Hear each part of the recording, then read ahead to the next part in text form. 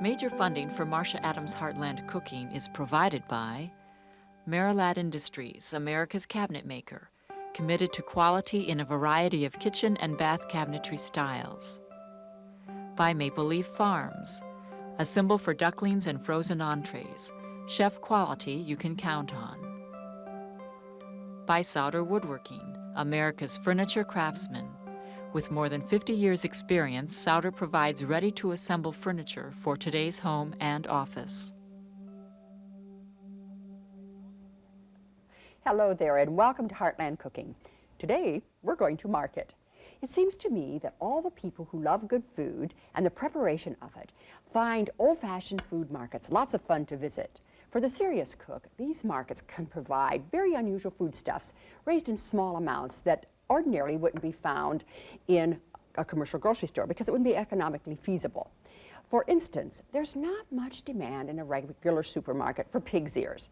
Not to worry, we're not going to do those today, but we are going to visit the Westside Market in Cleveland, Ohio, and see what one of these community markets is like.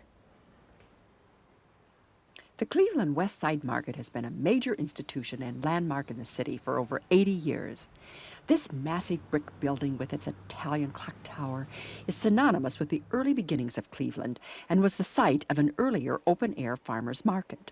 The vaulted ceiling has 5 great arches, and there are 115 individual merchants offering the best in meats and vegetables, as well as baked goods and deli items. This building was designed by the same architects who designed the Cleveland Museum of Art. The citizens here take their food seriously enough to see its building was a handsome one and designed by the right people. I like that kind of attitude. It seems to me that all the people who love good food and food preparation find these old-fashioned food markets like this really great fun to visit. They do have a special ambiance all their own. Because they're staffed by independent purveyors, the serious cook can find really unusual foodstuffs that would not be economically feasible for the large commercial grocer to carry. There are more than 20 ethnic cuisines represented here, and the old-world delicacies range from, imagine, homemade rice sausage to babka, a sweet Polish bread. As you see, this is really a great place to visit and to shop, and I would suggest that you bring your market basket. Next door is the fresh vegetable and fruit arcade, and the shoppers roam up and down looking for the best buys of the day. This woman at this booth has been selling her vegetables here for over 30 years, and she has very definite ideas. Many of the booth operators are fourth-generation families, and they pride themselves on their friendly over-the-counter service. It really was a bustling place, and I had a great time there. Did you ever see such big dandelions? These are used in Italian salads, and of course they're delicious wilted with bacon. And this asparagus was beautiful. Imagine that drizzled with hollandaise sauce all over it. The whole market is a cornucopia of riches for the food shopper, with everything from eggplant to tomatoes to bell peppers. This would have been a perfect time to have shopped for ratatouille ingredients. I almost was tempted. Here I bought the snow peas for the soup we're going to make today, as well as the fresh strawberries for the strawberry meringue. And this man was telling me how he fixed his strawberries at home. And it's this kind of fellowship that's part of the fun of going to a farmer's market. We had a great time at the market, and there was a wonderful selection of food to choose from. The theme of the show today is Market Day. I don't suppose that surprises you. And all of the recipes are made from ingredients that were available at the Cleveland Market. We're going to begin by making a dessert. It's strawberries with cream meringue. Now, about 4 hours before you want to serve them, place 4 cups of halved strawberries in a deep bowl. The next thing you do is make the sauce. You know, one reason this dish is so sublime is the wonderful sauce that's poured over these strawberries.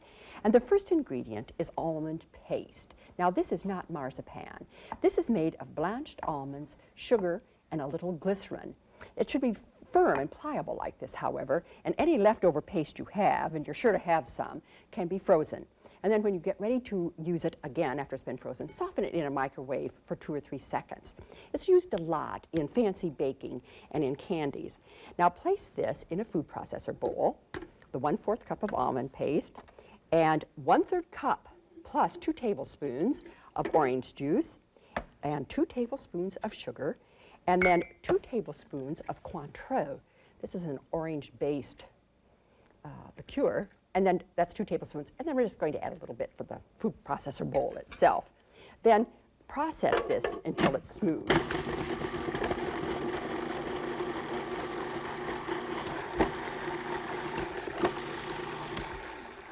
I think that's just well done, and it's nice and creamy, as you're going to see. And then pour that over the berries. Oh, it smells so good with the Cointreau in it. What a way to end a meal. And then stir this up. You can see the little pieces of almond paste in there. That's perfectly all right if there's a few little lumps left, because it's so delicious. Today I'm using my grandmother's berry bowl. She loved and collected beautiful dishes, and among them was this berry set, which includes the large bowl plus the 6 matching serving dishes that came with it, and fortunately not one of them was chipped. Now the topping is very easy to make. And as I gave you the title of it, a cream meringue, so you're going to have a hint of what I'm going to do. This is 2 egg whites that have been beaten with 6 tablespoons of sugar until the meringue forms. And then we're going to add 1/2 cup of whipping cream that's been whipped, and 1/4 of a cup of sour cream. And then fold that all together. Now let's review the ingredients in the meringue. 2 egg whites at room temperature, 6 tablespoons of sugar, make that into a meringue. Then we want to add 1/2 cup of cream whipped and 1/4 cup of sour cream, and pour that over the strawberry Cointreau mixture like this. Now this can be made up to 4 hours in advance. And then over the top, we're going to grate some chocolate. Now you can use, just as far as I'm concerned, you can use a chocolate bar, and that's what we're going to do here. Just like this, and use your knife, paring knife, and grate. Doesn't that look good? Whoops, that's a big one. I'll probably have to eat that one. Something interesting about strawberries is that they're grown in every single state of the Union, but California has the most of them. I should have probably had, this is firmer than I thought. I would have thought that would have melted down a bit, considering these hot lights. Put more on than that if you have time, because I think it's prettier. Actually, do you know what? The first sundae that we know about, the strawberry sundae, was recorded in 1904 in the Midwest. This would be a beguiling ending to any meal at all. The next recipe comes from a Springfield, Illinois church cookbook. It's gingered sweet potatoes with a crispy walnut crust, and I'm telling you, it's just divine.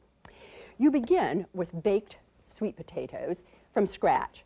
And I prefer that you don't use canned sweet potatoes in this recipe because of the texture. First, bake your sweet potatoes at 425 degrees for approximately 40 minutes to an hour. And you want approximately 3 pounds of sweet potatoes, so that's either 3 very large potatoes or 4 medium ones. And this is what the potato should look like when it's all finished. See, it should be nice and soft and punky. Now, to finish up the recipe, puree the 3 very large baked sweet potatoes in the food processor bowl. Look at this. It looks like squash, but it isn't. It smells very much like sweet potatoes, but it's going to be a colorful dish, as you can see. And to that, add 1 cup of sugar and 2 beaten eggs and 4 tablespoons of soft butter, and then some very nice spices. We're going to add 1/4 of a teaspoon of salt, 1/4 of a teaspoon of pepper, and this is 1/2 teaspoon of ground ginger, 1.5 teaspoons of orange rind, and 1 tablespoon of chopped crystallized ginger. And then puree that all together very quickly. Aren't these machines marvelous? It's like having another pair of hands in the kitchen. The crystallized ginger that we're using today is made from ginger root, and it's one of the major crops in Jamaica. This is what it looks like. This ginger we're using here has been cooked in a sugar syrup and is coated with coarse sugar. Now this is what we call a hand of fresh ginger. Some people prefer to keep this frozen so that when a recipe calls for fresh ginger, they simply grate off the amount that's needed with a fine grater. This allows the ginger to be used without peeling it, and then it can be put right back in the freezer until it's needed again. Now transfer this mixture to a greased casserole. And this is somewhat going to depend on the size of your sweet potatoes. But we're using about a 9 by 11. You could use a 9 by 13 if you had really great big sweet potatoes. See what a beautiful color this is. And smells like ginger already with that touch of orange. And this can be made a day or two in advance of your the day you're going to use it. You know me, I always want things that you can make in advance. Now we're going to make the praline type topping. And we begin with 3/4 of a cup of dark brown sugar. And I think the dark brown sugar is important for flavor. And to that, add 1/4 of a cup of flour. And mix that together quickly with your hands. And then add 6 tablespoons of softened butter and work that in. You can either use a pastry blender, or in this case, I'm using a pastry fork. I used this fork on the show during Amish cooking and had several requests about it. I'll show it to you later when I finish up this praline topping. And people said, where'd you get that fork? Where do you get that fork? Well, I have looked and looked myself, and I think that I got it in a hardware somewhere, but I'm not sure. So I really don't know, people, what to tell you, except just keep looking for this fork in a hardware or perhaps a cooking shop. See, it's quite large, and it's very good for doing things just like I'm doing right here, mashing them together, and the tines are in on a slant. A little footnote to history here about sweet potatoes. On Columbus's second trip to America in 1493, he noted that the Indians were eating sweet potatoes. Well, why not? They were available and they should be eaten. And this was recorded in his journal. Well, the European courts fell in love with this American tuber vegetable. And Henry VIII, who was always noted for his excesses anyway, was one time reported to have eaten 2 dozen sweet potatoes at one sitting. Pity he didn't know about this recipe. Now mix this all together and then sprinkle it on top of this wonderful sweet potato puree. As a girl, I remember sweet potato plants being raised as foliage. And I'm going to talk to you. I just incidentally added 1/2 cup of black walnuts and 1/2 cup of English walnuts. Now we've got this praline going. And we raised sweet potatoes as houseplants. And what we did, and I have one here, see it? What we did was simply immerse it in a glass of water and held it up there a little bit with some toothpick sort of things. And then it just had gorgeous foliage. And we're going to see if we can do this again. One thing about this, you have to make sure that you have a sweet potato that has not been treated not to sprout. Because today, potatoes, both sweet potatoes and regular potatoes, are treated to keep them from sprouting in the supermarket. Those simply will not work for foliage plants. But if you can go to, say, a farmer's market, you can find the kind of untreated potatoes I'm talking about. Now you bake this for 1 hour at 350 degrees. It does puff slightly, and if you use a glass dish like I did today, reduce the oven temperature to 325 degrees. This recipe shows its Midwestern links to Southern cookery with its praline-like crust. It's both smooth and crunchy at the same time. And again, I'll wipe off this fork so you have a chance to look at it, and good luck about finding it. If you have any questions about it, be sure to send me a self-addressed envelope. You know, I think every serious host or hostess should have a repertoire of green soups. Now that might sound funny to you, but green soups really are a tasty and colorful way to start a meal. And sometimes there's just no substitute for a green soup. The next recipe is a pureed sugar snap pea soup seasoned with cumin and fresh coriander. And in a skillet, saute 3 small shallots and 2 tablespoons of butter until they're just golden brown. You don't want them to get overbrowned because shallots will taste very, very bitter. And to that, I want you to add 1/2 pound of sugar snap peas. Aren't those pretty? And you can substitute, if you can't find these sugar snap peas, you can add snow peas, 1/2 pound of snow peas, or 1.5 cups of fresh peas. Do not use canned peas under any circumstances. They're too mushy and too pale, and they just won't work in this recipe. Now saute these peas for about 3 minutes until they're just crunchy. And nothing, whoops, there it goes. Cooking with abandon again.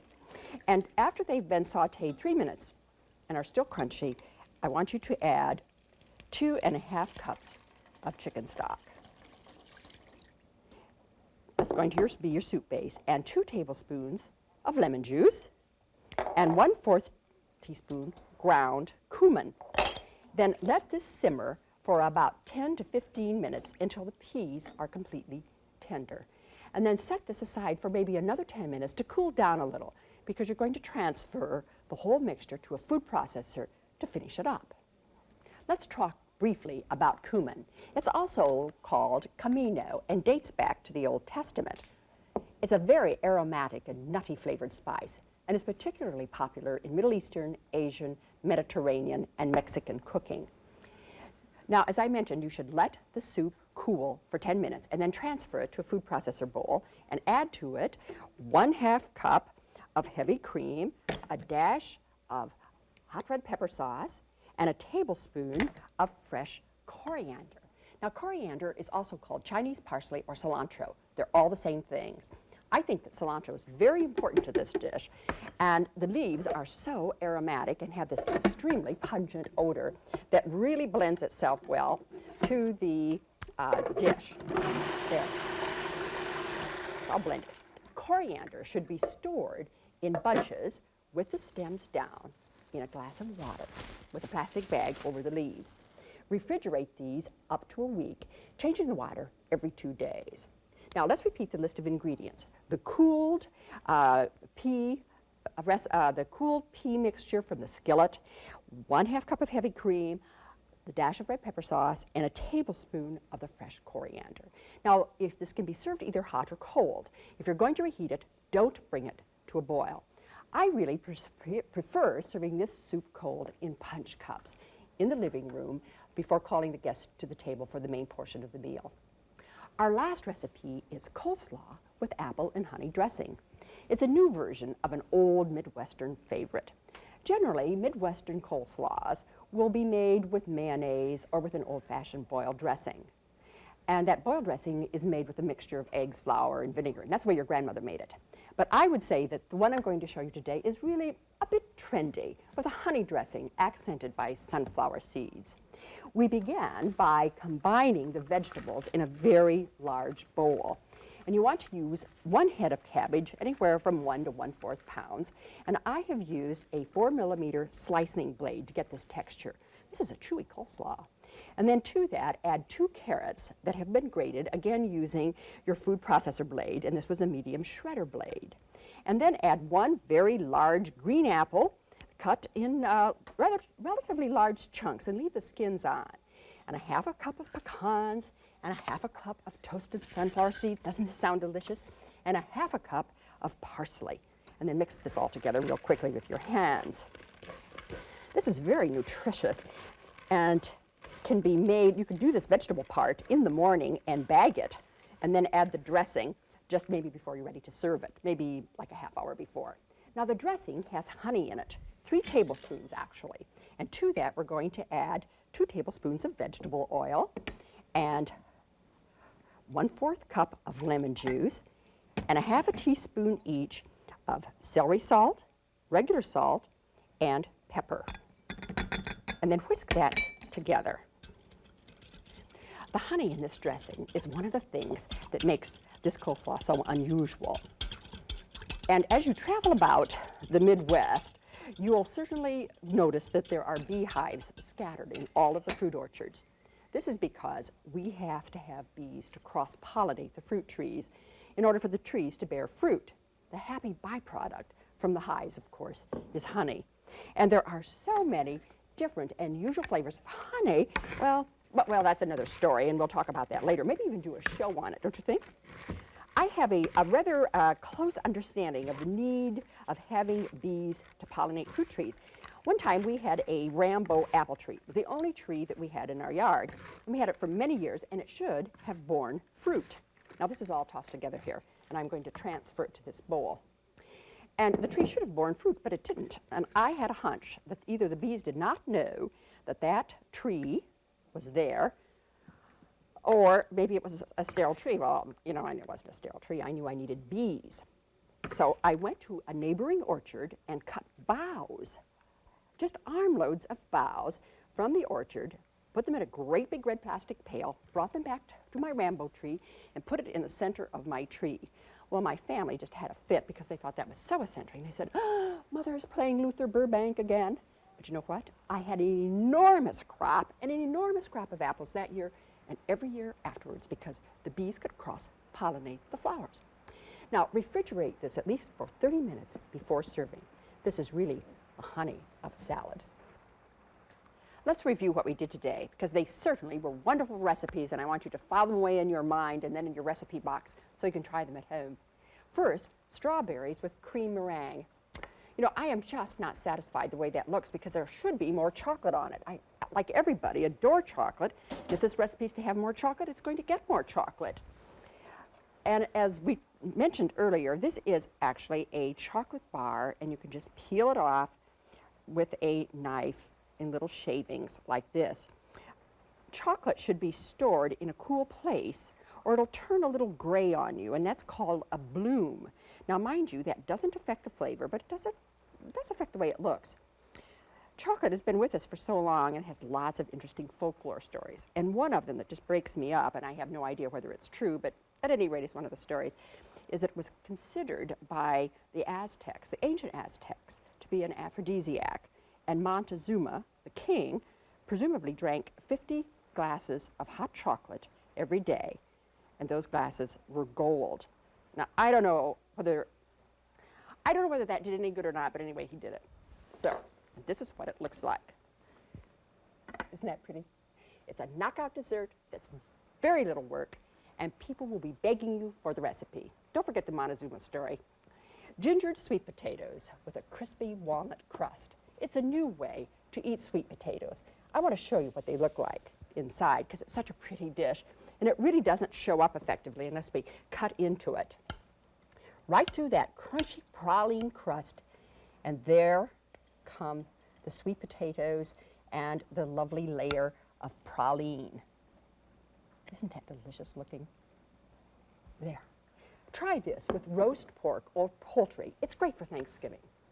Then, spiffy green cream of sugar snap pea soup is a singularly nice way to start a dinner party, especially if it's served in punch cups like these. I collect these from antique stores all over the Midwest. They're only $5 up to $10. It's a nice little memory to take from a special town. And then we have the coleslaw with apple and honey dressing. It's a very sprightly flavored salad with some very unexpected seasonings. And besides that, it's good for you. It's a real coincidence today that we should be using honey among the ingredients in our recipes because we have a very special rare antique teapot that's shaped like a beehive with a bee on top. It's really special, and it's so charming it makes me smile just to see it. It would be lovely to have a cup of tea poured from this after a trip to the market. This Wedgwood teapot is one type made by Josiah Wedgwood that's called jasperware. And certainly jasperware is the style most of us think of when we hear the word Wedgwood. The design is done in one color, and then the relief is fired onto the base of another color. Tea has been served in all sorts of pots throughout the years. For instance, this silver overlay teapot is very unusual, and most of us would certainly enjoy this silver Queen Anne one in our dining room. Tea strainers are very popular collector's items, and we have two types here, as you can see. These were used long before tea bags became popular. This is an overshot coverlet with the warp consisting usually of a natural color linen thread and the weft being a wool homespun in a contrasting color. The name of the pattern is called Lover's Chain. Now, I think I'm going to go have a cup of tea. So until next time, as a goot, eat good.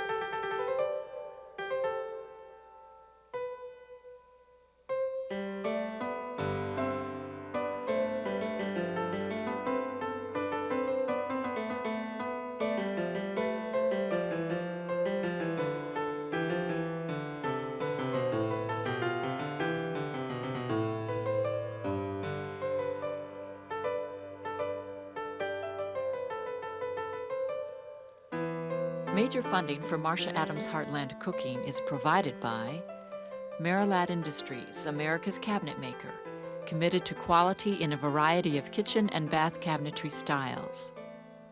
By Maple Leaf Farms, a symbol for ducklings and frozen entrees, chef quality you can count on. By Souter Woodworking, producers of ready-to-assemble furniture for the home and office, America's furniture craftsmen with more than a half-century of experience.